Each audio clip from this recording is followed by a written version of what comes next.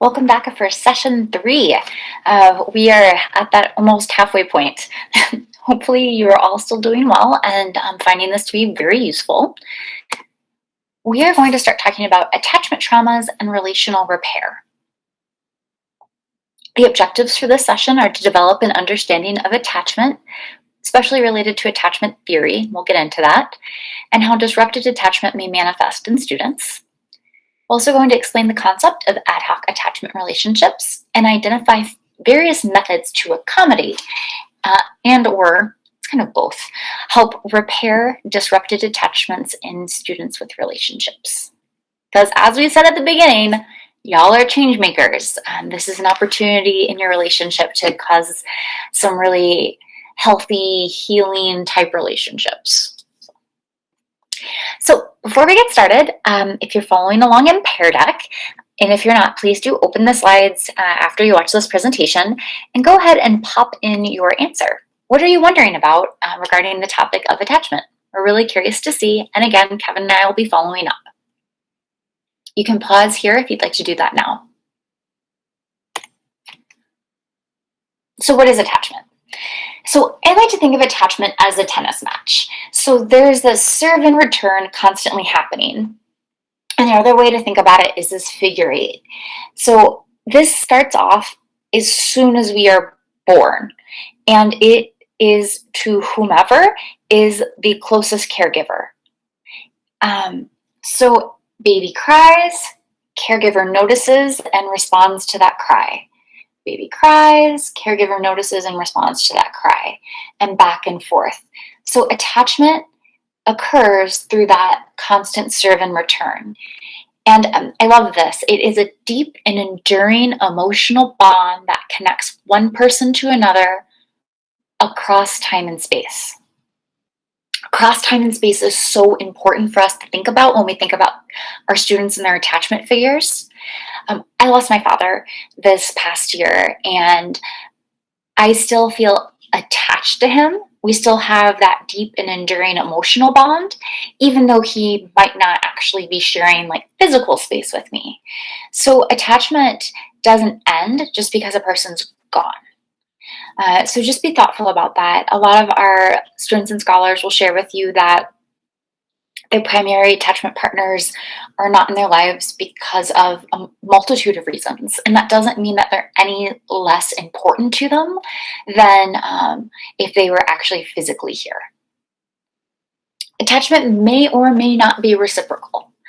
This is when we start thinking about people who have maybe some disordered type understanding of serve and return responses. So people whose affects may be a little bit off or shut down. What this is getting at is that children are almost always, not depending upon depending upon certain disabilities, but almost always seeking out the soothing of their caregiver, regardless if that caregiver is able to provide that in kind, and it's both. The person who's giving them that care doesn't necessarily have to be invested in them in order to meet some of those needs.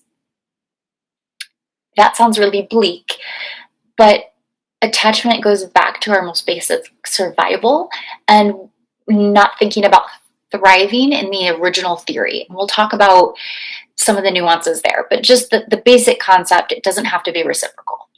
Urie Bronfenbrenner, who is one of my favorite theorists, would say that in order for a child to really thrive, they need to have one person in their life that is just crazy about them.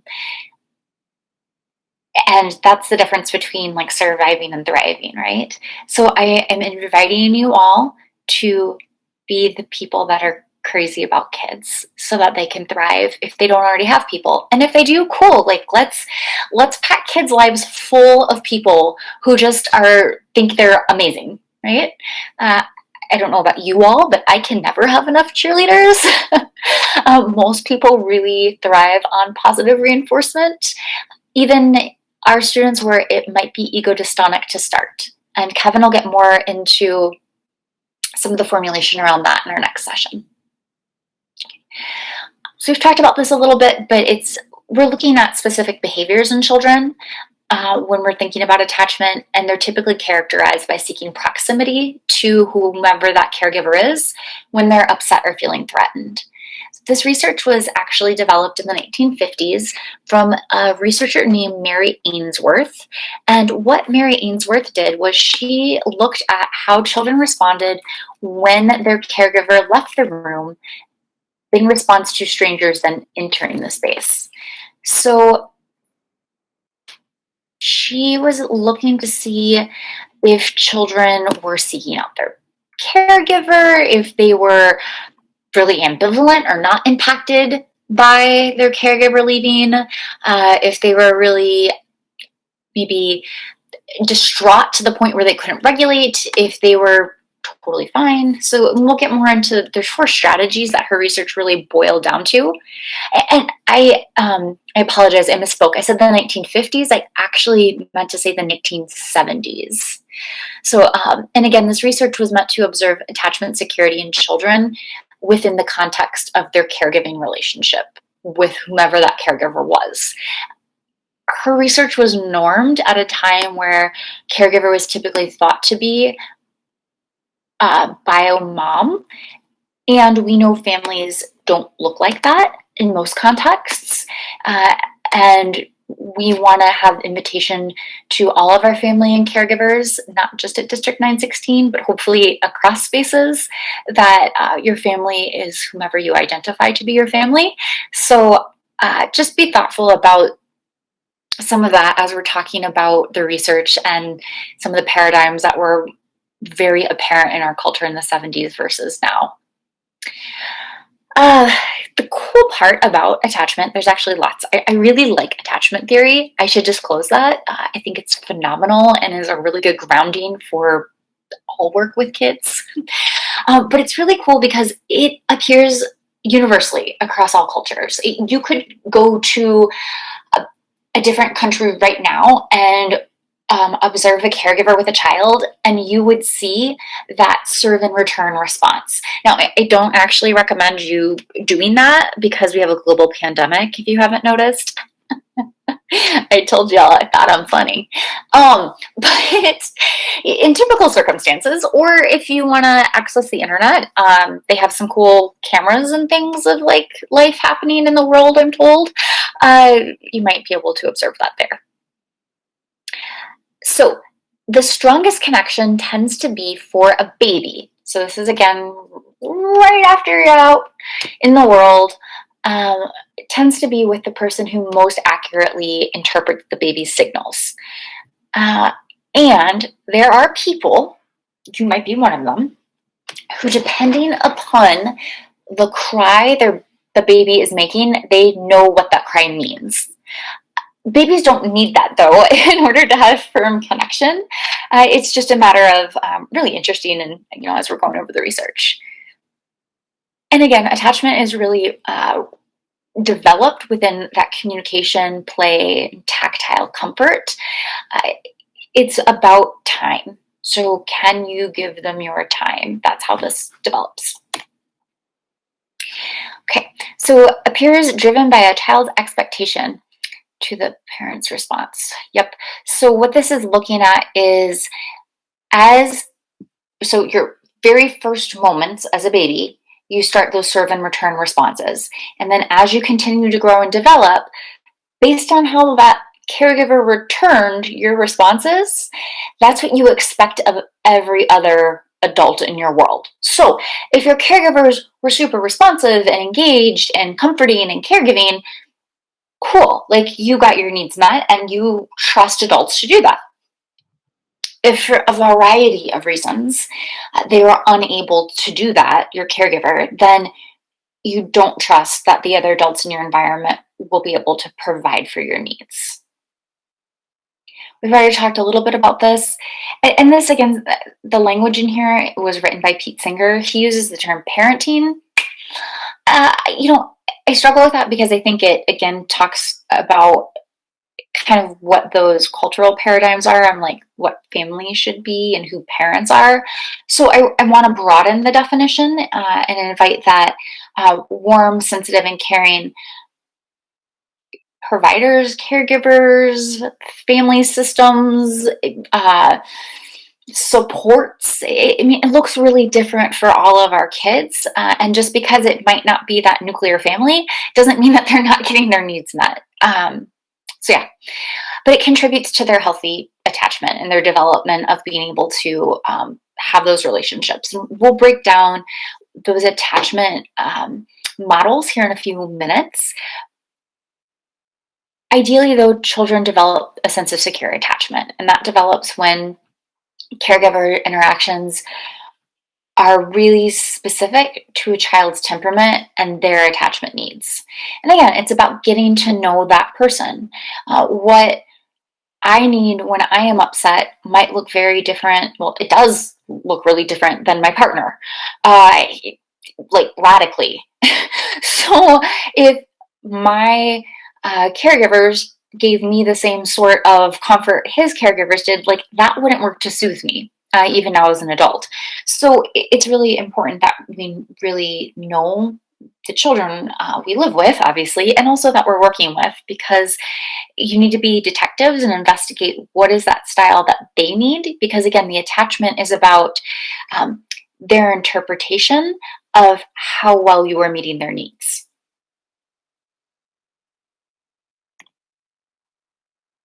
Okay. So, secure attachment mitigates many social and emotional risks. So, secure attachment is one of those four attachment styles we're going to get into. But persons who develop a secure attachment, which again happens really like birth to 3, birth to 5, different research says different things. Um, but by the time you're 5, you have had some experiences in the world that make you more prevalent to interacting with adults in a certain way in order to get your needs met. And if you have had really caring, attentive caregivers, then you develop into a child who knows that they can have healthy relationships with others that are reciprocal in nature. You feel comfortable trying new things because failure is not scary. You have people to support you. And as you grow, you are less likely to be vulnerable to people taking advantage of your insecurities or your desires, maybe to overly attach to them because you're needing that connection. Another animal study. I think Kevin planned this, so I got all the animal studies. So this is what they call the Wire Monkey Mama study, or I called in grad school, I think it's just Wire Monkey. What they did though was they took baby monkeys and they put them, a set of them was with a caregiver that was an adult monkey, and the other baby monkeys were with a caregiver that was a wire fur covered contraption. And through that, scientists provided in the fur contraption method for the monkeys' most basic needs. So they had food, they had shelter, but that was it, because a wire puppet can't provide you reciprocal interaction or serve and return responses. It just exists. Other monkey caregiver was alive. So immediately in my mind, it has an up, and provided not just the most basics for survival, but again, those serve and return responses, the type of caregiving conditions that support a baby monkey's ability to thrive. It's kind of what they were able to provide in that scenario. What they found, which is heartbreaking, and please do not look up the study or the videos unless you're really curious, and then obviously do what you feel is best. But the videos around it break my heart, because you will see these baby monkeys who have a non-responsive caregiver because it is a wire puppet, and they are seeking that tactile comfort, that touch, by rubbing into that fur just in order to get their soothing needs met. And I feel like it's heartbreaking. I don't know why we did that. But what it tells us is that we, as children, from birth, we work with the caregivers we have, even if they can't meet all of our needs. And as we grow up, what they found was that the monkeys that were raised by the wire monkey were more timid. They didn't know how to act with other monkeys because they never had that modeled for them, right? Like those early attachment relationships teach us how to act with other people. They were easily bullied. They wouldn't stand up for themselves. They had difficulty mating. And when they did reproduce, they were found to be, it was female monkeys, so inadequate mothers. And in that, they themselves did not know how to provide for the care of the children they birthed. So yeah, it's a rough study. I think, again, from the pieces we're able to take away, it's that a child will seek tactile comfort from anything, even if it's not a responsive caregiver. And the more responsive we are as caregivers, not just to basic needs, the better we set our children up for really positive outcomes later. They have a better sense of self, and they trust other people. That's what we want. They also learn those very early social skills from birth in those reciprocal interactions. So as we get into the research about what Mary Ainsworth and John Bowlby, her team in the 70s, determined, again, there's those 4 areas of attachment, but I really like to think of them more as a quadrant, because different interactions in your life and experiences and relationships move you along different places on this quadrant. Sorry, I'm drawing. I wasn't prepared for this. I'm used to being in the classroom with papers. Anxious. Okay, so these words mean nothing to you yet. We will get there. But we have secure attachment, which is really where we want folks to be. We have avoidant attachment and anxious attachment, which that makes sense there. We'll get into that. And then we have more of a fearful attachment style. So let's say I am raised in a really supportive home with positive caregivers. Maybe I have multiple caregivers available to me. I develop a really great sense of self. School starts, I'm doing well. So maybe I am like super secure. And maybe when I start school, like the teacher doesn't like me. And I don't actually know how to make friends super well because maybe I'm kind of quirky, or maybe I have a disability that gets in the way, like of my social understanding. And the way I respond to that is maybe to try to people please, or maybe it's to shut down and withdraw and become kind of distant.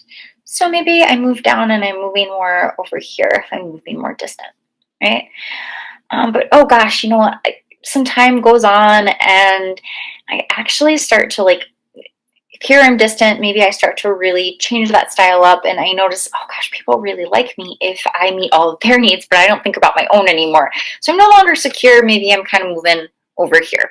So again, throughout your life cycle, depending upon the different experiences you have, you will move all over these quadrants. That's really typical. Ideally, though, people stay in this mostly secure, somewhat kind of anxious, maybe somewhat kind of avoidant piece, and we're not falling down to this more fearful attachment.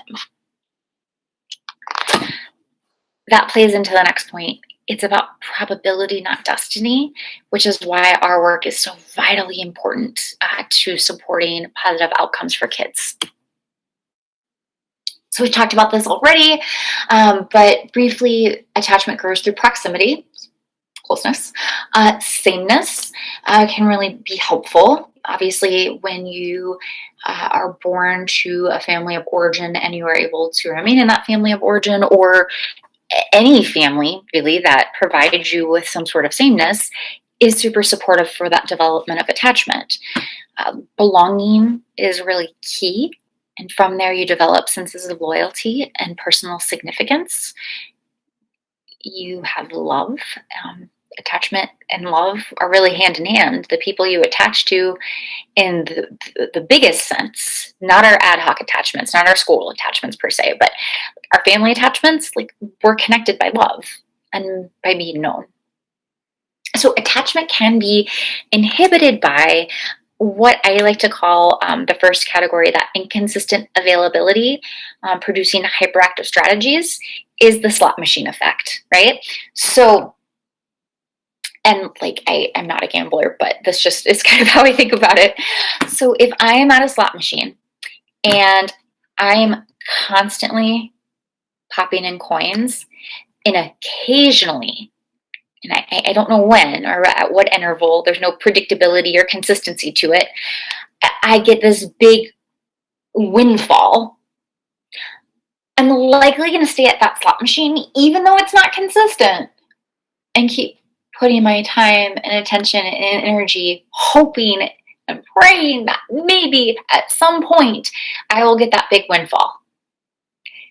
It is the same for children who have caregivers that are inconsistent in their availability. They try so hard to get their attention, because sometimes, and who knows when or who knows what, but something will trigger that big windfall of love and attention and sameness and belonging and significance. There's also that consistent unavailability, right? And this is kind of going along with that slot machine imagery. If you are at a slot machine for, let's say, like an hour, I don't know how long these things usually last, but if I'm putting money into something for an hour and it doesn't pay me out at any point, I'm going to walk away. I'm going to be done. So when we have caregivers that are consistently unavailable, we're going to shut down. We're not going to try anymore, because what's the point? And again, we've already started talking about this a little bit, but there are persons who, due to their neurobiological concerns and genetic makeup, have sometimes difficulties understanding relationships. And we think about that, especially with our students with autism spectrum disorder, reading facial expressions and connecting. It just looks different. It doesn't mean that it's not possible. It just means that attachment can be impaired because of those things. So we just need to be thoughtful about it. Attachment may also be hurt by things outside of the parent's control. And again, caregivers, right? So a lot of times there has been in the past this kind of preconceived us versus them in schools, right? Them being the parents, us being the school staff trying so hard, and we have to send them, the children, back to that awful environment. I've heard this narrative a lot. If that's the narrative in your head, I really encourage you to do some very conscious deconstructing of your paradigms and values related to education. And there are families and children who have awful circumstances that they are navigating. And because of that, sometimes caregivers aren't able to provide children with the sort of environment or emotional attunement that's needed for attachment to happen. Even though the child themselves might be attached to that parent, that reciprocal part of the relationship might be impacted or impaired. So, soapbox a little, sorry, not sorry, moving on. Okay, so circle of security. This is just to kind of help you visualize what that serve and return response looks like as kids get a little bit bigger, right? So we know baby cries, caregiver responds, baby coos, caregiver responds. As they get a little bit bigger, they're highly mobile. Y'all, my nephew is almost 2 and like constantly trying to kill himself. So this is very real in my family right now.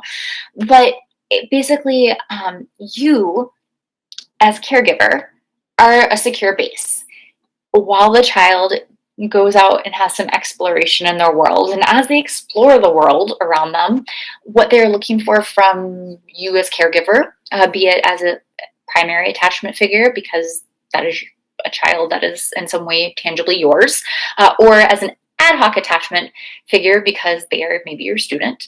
They are wanting you to watch over them, delight in them, help them, and enjoy them. They don't need you to do things for them, but to come alongside them. And when things get really hard, ideally they come to you and you just welcome that return. And you provide them that emotional regulation again by offering them comfort, delighting in them, supporting them by being their executive functioning. So when people are, and Kevin will get into this in the next section a little bit more, but when you are unable because you are having all of these big feelings and emotional responses to emotionally regulate, you can oftentimes use another adult in the space, or an adult if you're a child in the space, to support your emotional regulation. It's called co-regulation. And that's what that Organize My Feelings is about. Children need your help in teasing out those big feelings because it's too much, it overwhelms their system. And when they're regulated again, they go off and learn and explore again, right? The idea here is that as adults, we're asking you to always be wiser and kinder. This says bigger and stronger. I mean, I guess in those ways you can think of like emotional strength and size. Like we need you to have larger emotional capacity and strength than kids. Whenever possible, we are inviting you to follow your students' needs, right?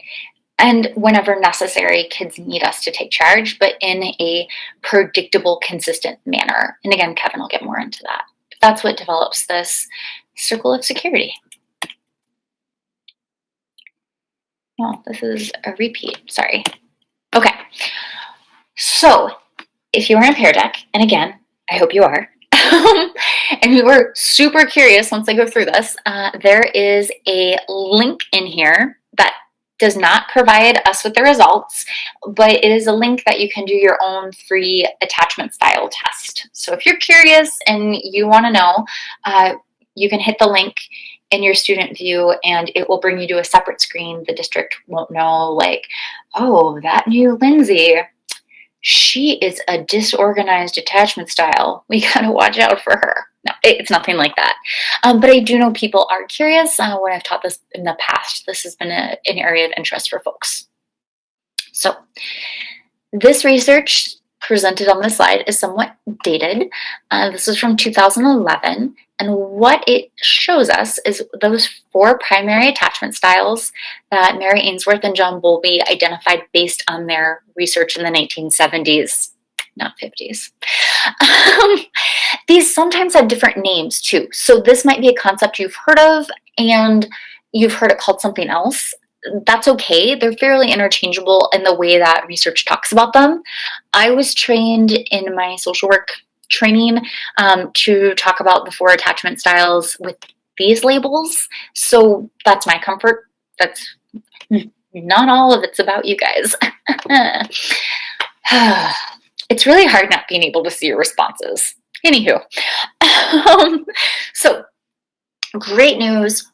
Most of the country, so 2011, 65% of the population is identified as having secure attachment.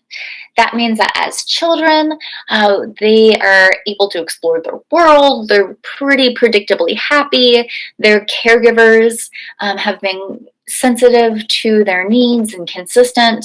And the child themselves comes to school feeling that they can trust the adults. They can trust other kids.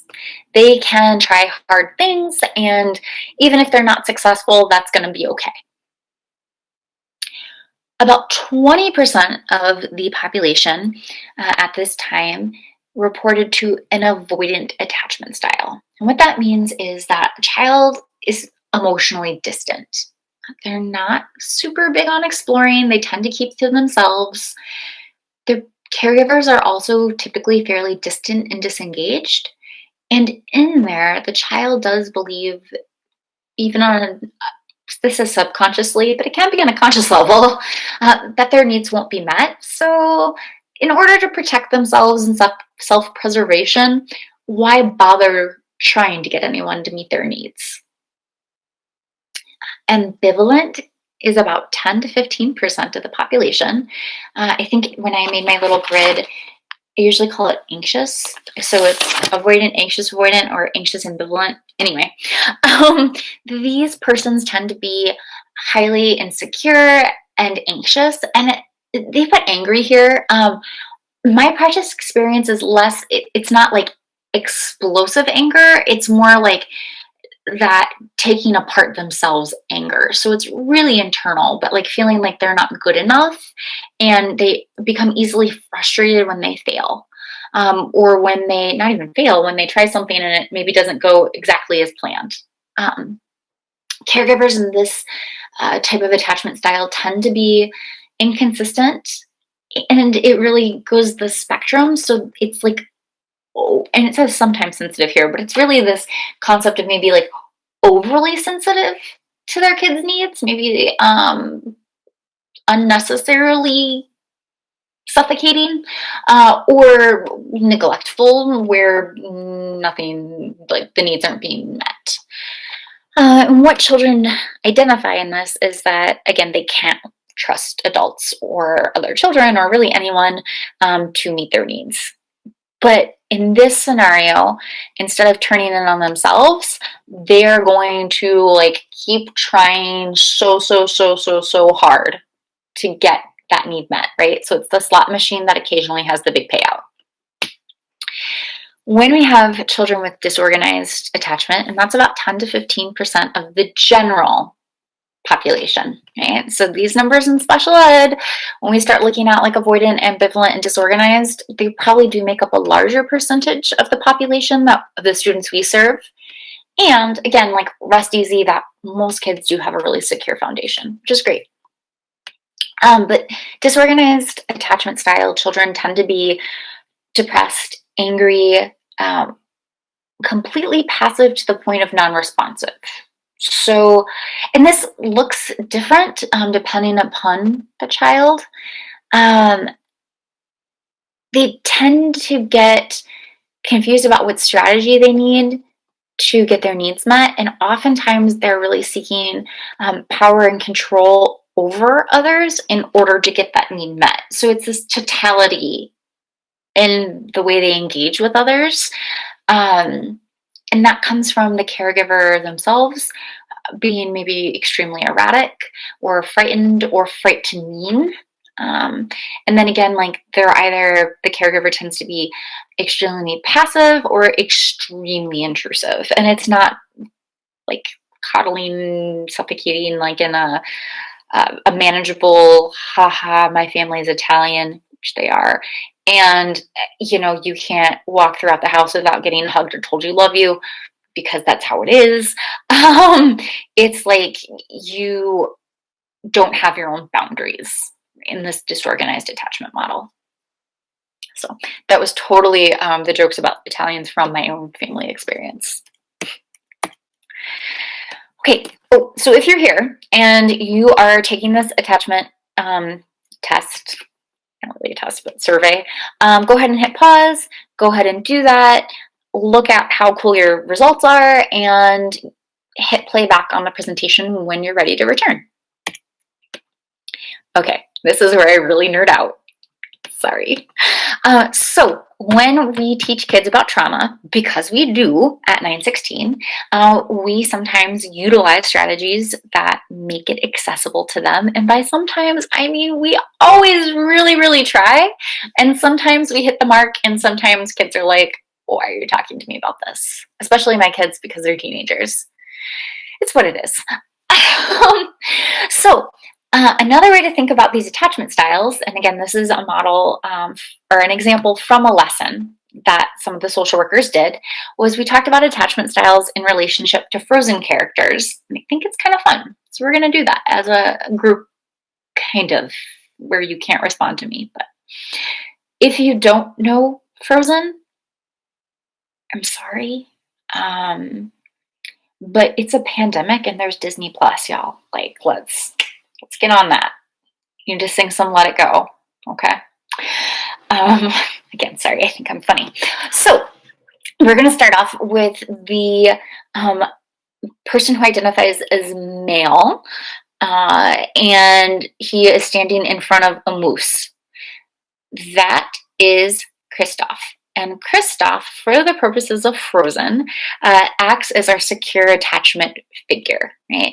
So Kristoff's family is not biologically connected, and they are very loving and kind and supportive to his needs, and he is able to connect with them, but also not, like he is a functioning adult. He doesn't always need them around. He is slower to develop relationships, but not in a way that impairs his ability. He just waits to get to know people. That's a healthy, normal boundary, right? Like you don't want to just be best friends with everybody. So yeah, for the purposes of this, Kristoff is our secure attachment. That moves us to Elsa, who is in the center here, and that person identifies with female pronouns. And Elsa has her sparkly snowflake magic. So Elsa and the other person next to her who identifies as female, Anna, they are sisters. And they experience fairly early traumas that impact their attachment. One of them is that Elsa scares her parents with her magic. They are genuinely fearful of her, and they try to suppress her ability to do magic, which, kind of sounds goofy, but if you go back here, right? So, like, they're frightened of her, but not to the point where they don't engage at all, but to the point where they're distant and disengaged for Elsa, and where, because of everything else going on in the world, they're inconsistent with Anna because they're worried about their daughter having magical powers. I've never experienced that, but yeah, I think that would be kind of freaky. Their parents also die pretty early on in the movie when they're children, and that definitely impacts their ability to repair those attachment relationships. So again, attachment's not fixed, and it does occur across time and space, but the person is not physically here for you to have those reparative experiences with. You can have them with other people, and it doesn't repair, like, if there's no other caregiver there. And in this scenario, there's no other caregiver there. So they stay fixed in those childhood attachment styles. And for Elsa, it ends up being that ice queen, right? Like literally, she is an ice queen. And we would put her under the avoidant attachment style. So she's distant, disengaged. For Anna, she is super anxious about her attachments. She wants so badly for someone, anyone, please, please, please, please, please, to love her. So she would go more under that ambivalent. She doesn't rely on other people to meet her needs, but man, she's just going to keep trying, which leads her to Hans. So the person on the very end identifies as male, and he, for all intents and purposes in a children's movie, because there always has to be a bad guy, as my nephew likes to say, that's who he characterizes. And really, he just has disorganized attachment. When Hans tells you about his story, he is the youngest in this really large family. His caregivers, I'm adding some things here for the purposes of this example, but his caregivers seem to be really erratic. It's likely he was often finding them frightening because he has no connection to them, and they were likely very passive because there were so many other children to caregive. So because of that, Hans has developed the style where he seeks connection through control, and that's what we see play out in the movie. Now, that does not actually mean that he is a bad person. It means that he just didn't have any of y'all around to support him in repairing those early attachment relationships. So there's my Frozen attachment style lesson. Thank you. I also don't talk about the moose or the snowman because they're not real. Okay, for the purposes of the next few slides, I'm just going to briefly review them, but feel free to pause if you'd like to read them more in depth. We've already talked about that disorganized, or as I named it, fearful attachment style. When we think about reactive attachment disorder, as well as disinhibited social engagement disorder, those are really related to diagnoses in a clinical setting where we are looking at treatment.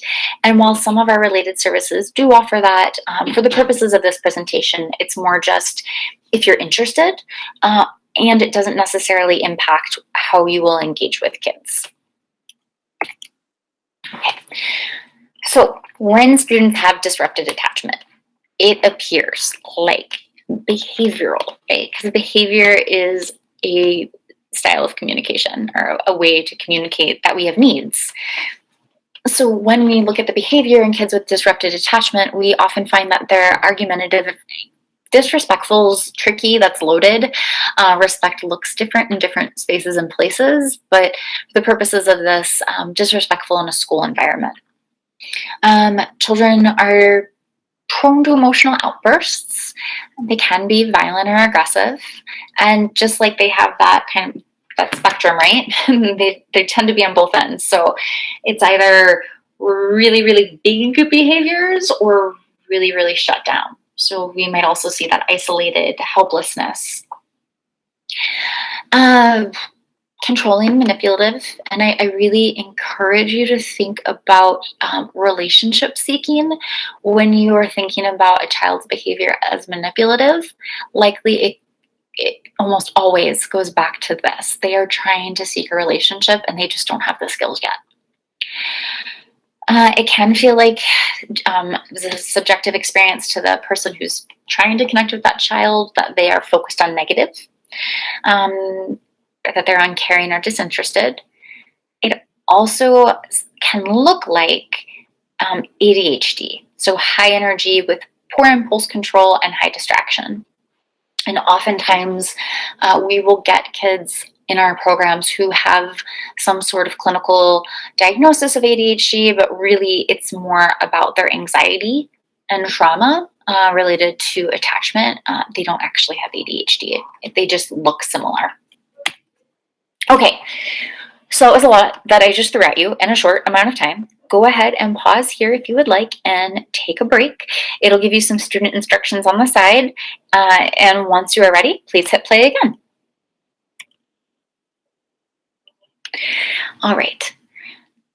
I was just talking about this before we paused, but this is related to some research from Shaw and Pez, and they're saying that in their experience, nearly all children with disordered attachment or reactive attachment disorder have been given the diagnosis of ADHD at some time. And again, the symptoms behaviorally that they look for in ADHD also look very similar to kids who have disrupted attachment, in that those kids tend to be highly anxious and all over the place, high energy, etc.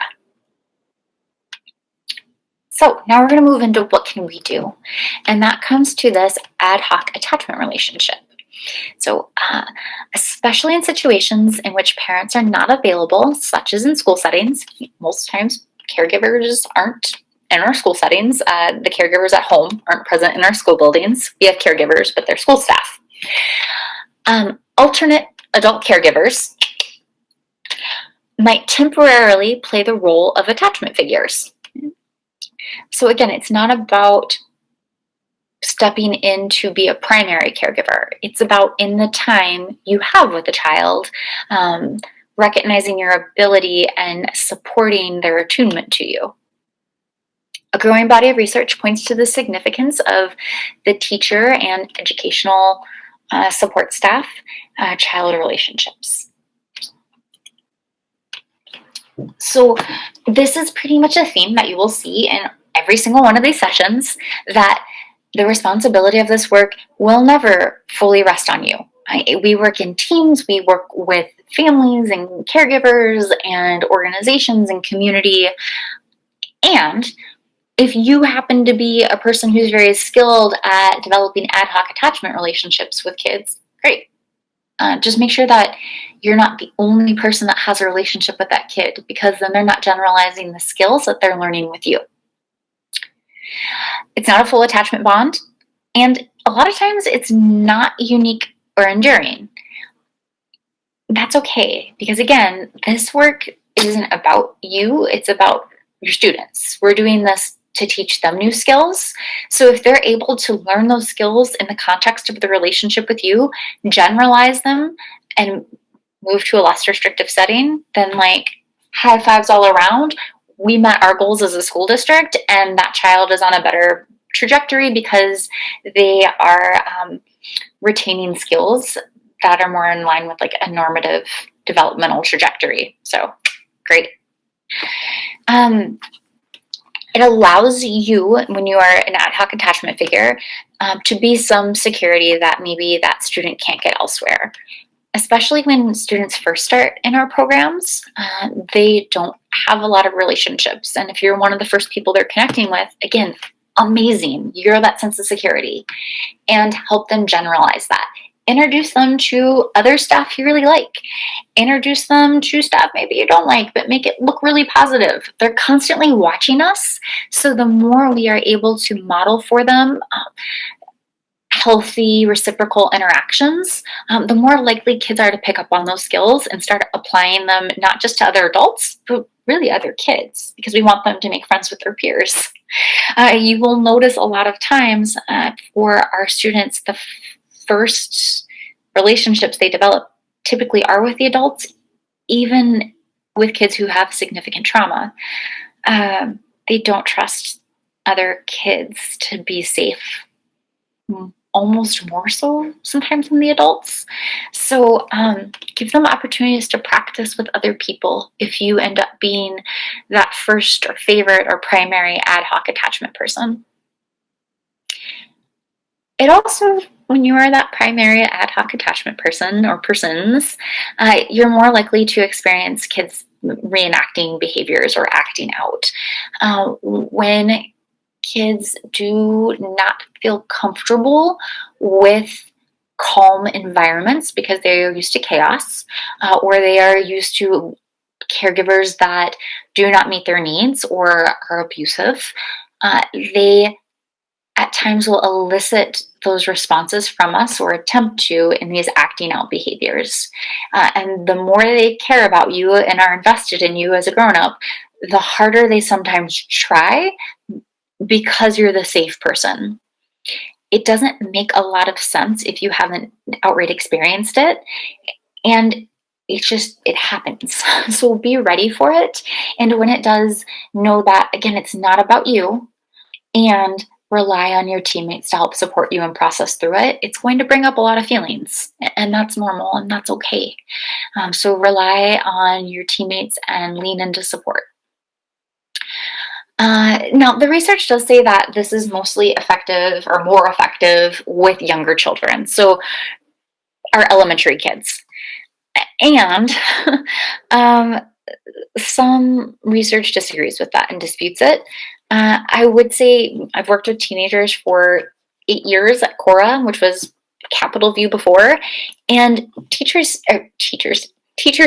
teenagers gain emotional comfort and support from their staff.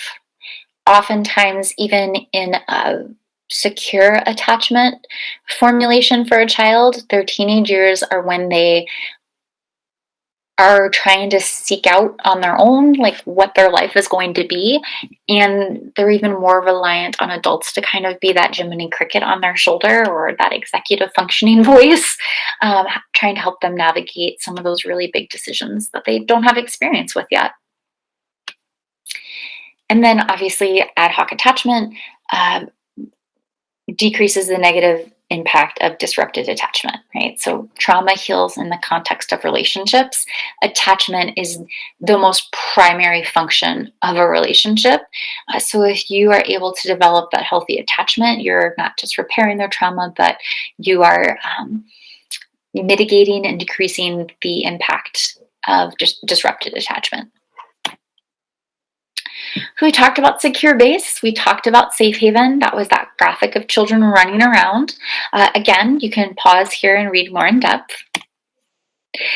The safe haven function may continue to be important for vulnerable children, such as those with family problems or self-regulation or emotional problems. This is important because most of our students, a high percentage, we would consider to be vulnerable, right? So they need us as the ad hoc attachment figure to develop that secure base for them. So as we send them out to do school throughout the day, we're a part of that process in that we're watching over them, delighting in them, helping them, enjoying them. And when things get hard, they know they can come to us without fear of any sort of repercussion, and then move back into whatever they were doing, which is why a lot of our interventions are focused on how do we help kids get back to class. It's one, because we're school, we want them to learn, and two, we want them to develop a sense of independence as they're developing that attachment. So it's really this parallel process that has to be happening, because we're not getting students when they're first born, right? We're getting them later. So we're trying to develop some mastery and skills that are more developmentally appropriate depending upon their developmental needs and level, in relationship to also providing these very early skills around like secure base and safe haven.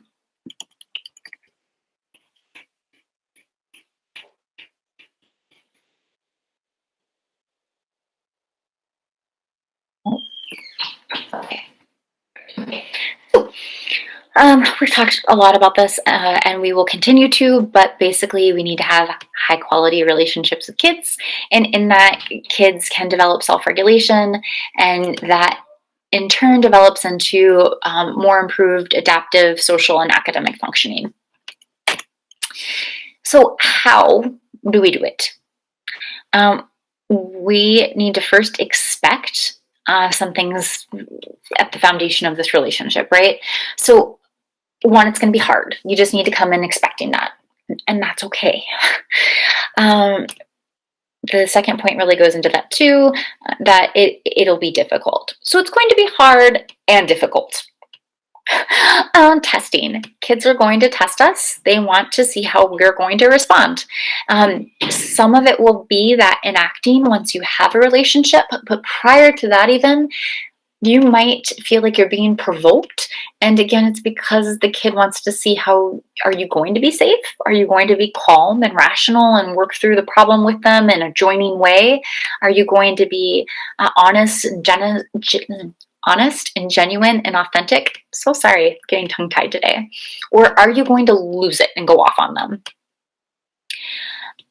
Expect difficulty during times of transitions. So before we have breaks in our district, those are some of the hardest times because kids are trying to navigate a ton of really big feelings and anxiety, and some of them are related to you're not going to be there as their staff, and that's hard.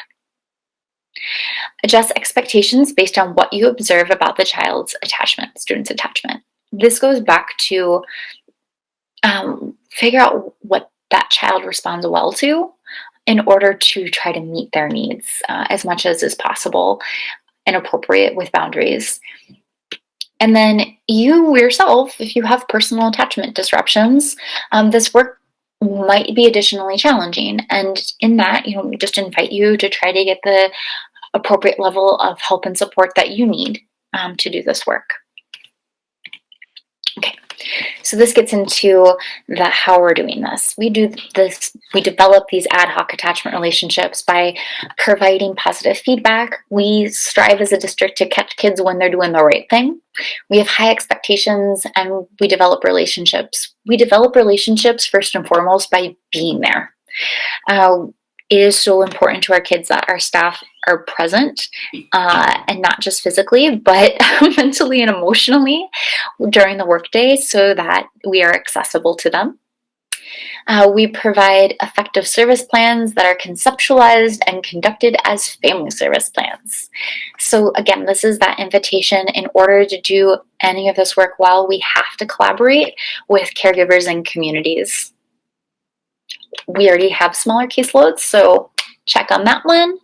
We're going to talk more about formal and informal strategies to support your own stress and secondary traumatic stress during session 5. But the foundation of these relationships just has to start with safety and trust, which comes from being consistent and following through. Kids are watching you all the time. And they're looking to see how you respond to different situations and to different people, and how you treat other kids and how you treat your peers. And that's what starts the development of that safety and trust. It's based on just kind of what they see. Oh, when possible and appropriate, join them in more informal activities like lunch, or just check in on them and say, hey, it's important to balance this too. When we have kids that like to roam the buildings, and we do, if they are roaming the buildings and all of their favorite staff are popping out into the hall to have informal talks, there is no reason for that child to go to class. So make sure that if you want to have any kind of informal activity, that you're just working with that child's IEP team to ensure that we're not accidentally reinforcing any kind of problem-based behavior. We want to have sensitivity to a student's needs. Really, all of our relationships we need to attend to, right? That sensitivity. When possible, and again appropriate, just having that weekly one-on-one time. As a school, we focus a lot on standards-based instruction, and in order for our students to have their skills ready for learning accessible to them, they have to be regulated. And that regulation oftentimes happens in the context of relationship. So I'm not encouraging anyone to pull kids out of academics for that one-on-one time. I am encouraging us to think about relationship and balance in relation to. So how can we have both? Repair ruptures. Oh gosh. I don't know how many times over the years I've had to go back to a kid and be like, oh my God, I'm so sorry. I'm so sorry because I assumed something. Maybe I thought, I saw that drawing on the wall and it really looked like what you were doodling in class, and I assumed it was you, and that was really wrong of me. I'm so sorry. And that sounds maybe ridiculous also because I was like acting and going overboard. But the idea here is that we have to model for them, like when somebody messes up, because we all mess up, right? It's not the end of the world. It doesn't mean that anyone's done with you, or we're never going to speak again, or we hate you forever. It just means like, oh man, I messed up. I'm really sorry. And I'm going to show you how to apologize, and we all move on. And our restorative practices are phenomenal for this because it gives kids, again, like a skill set, which a lot of them come to us without having that because they're used to those ruptures in relationship happening, and maybe you just never talk to that person again. So repair, and when you can, model it for a lot of kids. Like being publicly wrong is very powerful in a classroom situation. The more secure attachment, or the more secure your attachment, the better you can handle relationship ruptures, right? So here I think of it like a bank. So if your relationship's a bank and you're constantly making deposits, then that month maybe you're a little bit low on the financial end. It doesn't hurt you so much maybe to not put as much in, because so this is where I think you're constantly working with a child and you have this really strong foundation, then maybe you're out sick for a week, or your attention is pulled elsewhere. You're still connecting, but not as frequently. But luckily you have a lot banked up. They can kind of coast for a little bit, because they need you. Or when you have to make a big withdrawal, hopefully you won't go into a negative balance, right? So if you have a really good supportive relationship and you mess up, because you will, we all do. Like, I really want to normalize that. We all mess up. We're all only human. But the idea here is that when you've had to make that big withdrawal because you've just had a disruption in the relationship, that there's still enough of a foundation there that you can go back and build up again. Be really thoughtful in your interactions about your tone, your gestures, and your vocalizations. Some tones, gestures, and vocalizations work for some kids. Some work for others. Just that kind of, get to know kids. Like I have students that I am a morning person, and if I start off their morning with, "Hey, welcome, how are you?" It's not going to be, "Oh, Cara, thank you. I feel so good about being at school." It's going to be, "Cara, I'm going to take your coffee and throw it on you. Walk away." Right? So, yeah, just know your audience, try some things, be thoughtful about it though. And if you're working with a group of students, it's really important that your tone is fairly consistent. You don't want to be yelling at a child and then like really calm with another child in the same group. And that's not to say that you have to like constrict your own affect. It's just kids need you to be fairly consistent. So it's important to do that as often as possible in our tone and gestures and vocalizations. We already talked about the emotionally bigger and stronger and wiser and kinder. Goals, right? We want to align our goals to emotional connection. Our social emotional goals on our IEP are all about how do we interact with others. So yeah, check for us there. We're doing that. Strong, positive, and trusting relationships allow students to accept and apply feedback. A lot of our students, they're not with us for, hopefully, a large amount of time because they are able to transition back to a less restrictive setting. So you might only get to that point in a relationship where they're accepting your feedback. And for some of them, that's huge. And then hopefully as they are in like a setting 3 or setting 2, they're able then to apply that feedback into their practice. And there are times where kids definitely in their time with us learn to accept and apply feedback. It happens over a lot of time. So this bullet point, I just don't want you to put yourself in a situation where you're like, well, they're listening to me, but they're not doing it. Like, it's also like really typical for most developmental stages in childhood that you don't listen to adults, especially if you're an adolescent. Like their job is to mostly hear what we say and then do the exact opposite and then have us available to them to process it hopefully after. Hyperactivating, this is clients, but children are often comfortable with low demands at the start of a relationship.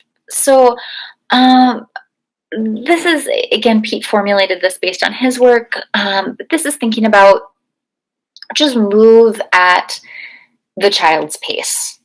Right? Like you don't want to overwhelm them or underwhelm them. Just figure out what's comfortable with them and meet them where they're at. For them, with them. Be fully present and intentional. We talked about that. Our kids need us there, mind, body, and spirit every day, as much as is possible. Again, we're all human too. It's a balance. And allow bad things to happen and help the student. So there will be times where you will see students setting themselves up, right? Like you can see it like 10 miles away. You're like, oh my God, why are you doing that? Don't do that. It's really important as long as the thing they're setting themselves up for isn't physically harmful, right? That they do that. It's part of learning and growing and developing.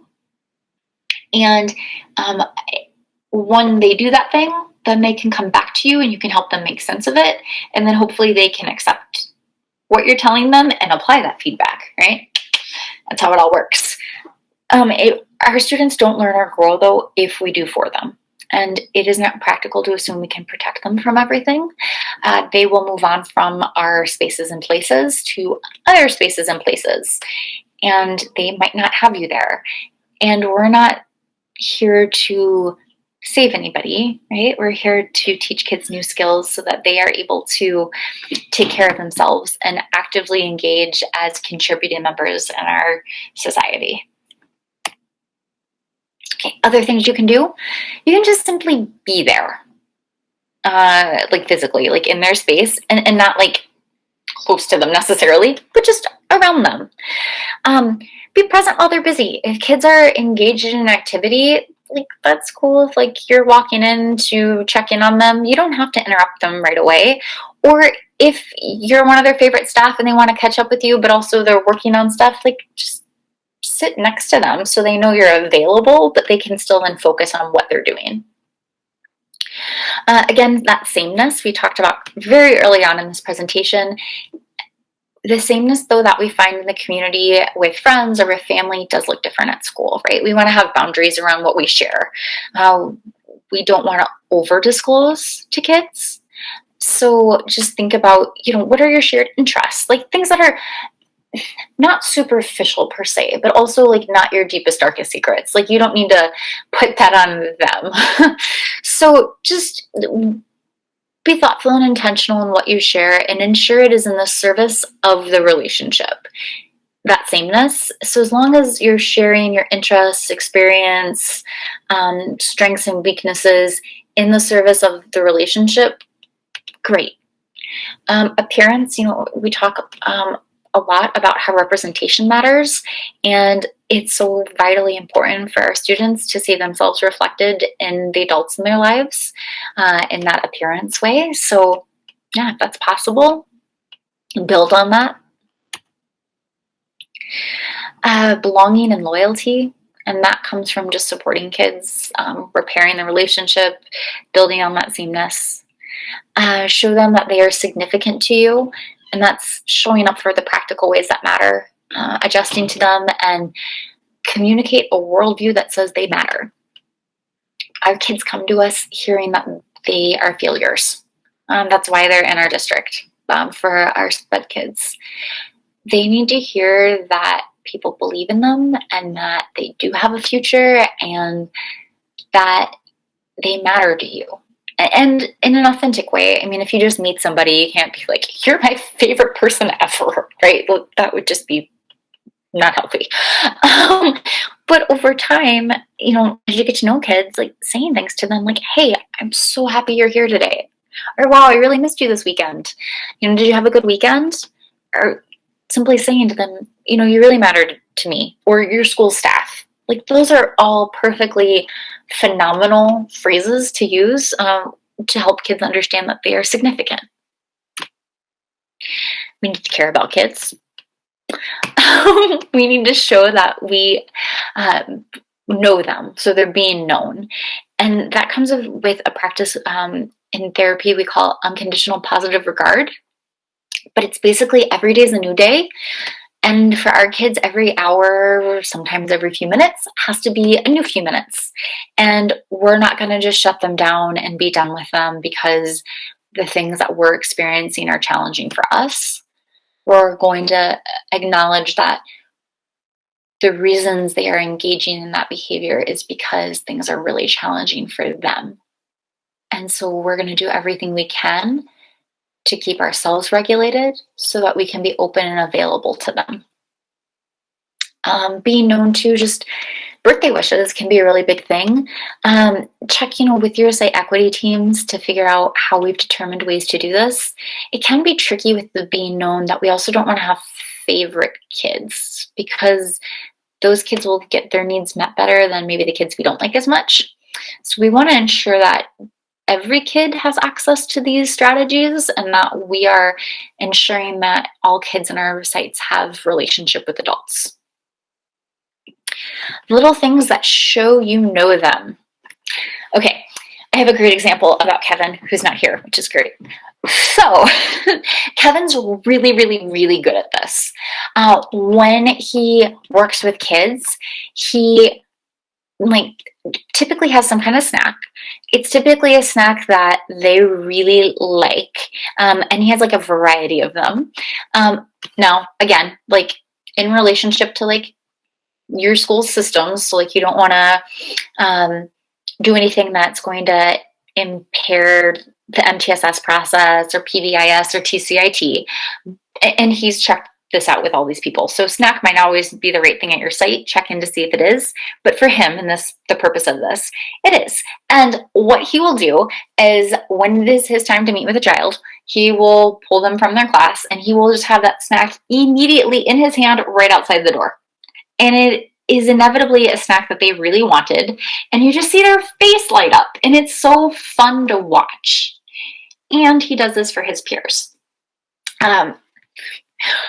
So a lot of the social workers on my team, we like to wear very bold lipstick choices, and Kevin knows, like, we have lots of conversations about this. So he will make like side jokes to us about it, or he will offhandedly be like, oh, is that a new color? It's like he just notices things, and those like little noticing things like show us as his peers and the snacks and things with kids that he knows them. He knows what they're into. He's taken the time. So if he's watching this right now, I'm sure he is mortified because he hates when people say nice things about him. And it's important. So, okay, hold emotions. When kids come with anything to school, because they bring all the things, they need to know that you can just be there as a container for all those big emotions so that they can lean into you and process them if they need, but they might not even need that. They just might need a container. So be that container that shows them that you see them, you know them, you're showing up for them. Students respond to authenticity. Surprise. Students respond in classrooms that feel emotionally safe. You already knew that, I bet. And they respond to being noticed, heard, understood. They grow when the adult in the classroom believes in their potential and makes space for it. This is where it is vitally important for us, again, to evaluate what types of biases we bring into the education system that may potentially impair kids' potential.